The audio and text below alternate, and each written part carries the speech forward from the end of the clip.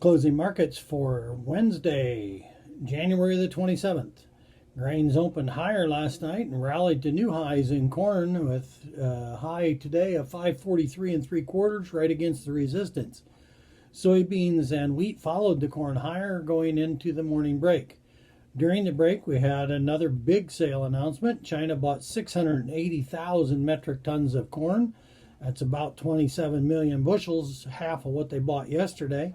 They bought 132,000 metric tons of soybeans, and unknown, supposedly China, bought 126,000 metric tons of soybeans. So another good day of exports, lending support to the market after the break. But after the rally, when the break reopened, then when markets kind of sold off and just never were able to get back to the highs that they made here after the morning break.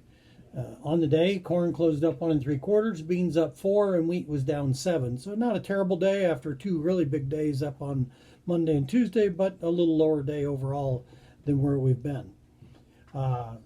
In other news in the markets, long-term forecast for rain in South America in February, positive to crop yields, but a little tough for harvesting and planting the safrinha double crop. The U.S. attaché to China announced today that he puts the corn imports at 22.5 million metric tons. That's 4.5 million metric tons higher than the USDA has them. So we'll have to see how that comes out. If unknown is part of China, as most people suspect, right now China has bought 760 million bushels of corn that so far this year, or this marketing year.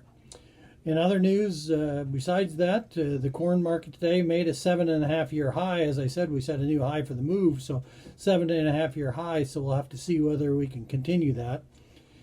Crush margins are down at lower levels, and so a little concern on whether soybean crush will stay up at where it has been with the lower margins. We'll see what traders and processors think about that.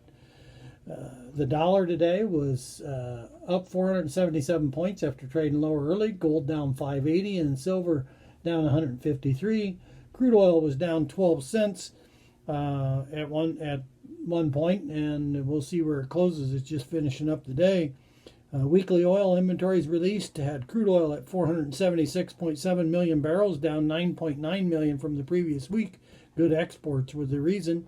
431.7 last year, so 45 million higher than last year. Gasoline stocks 247.7 million barrels, up 2.5 from the previous week and 13.5 million below last year.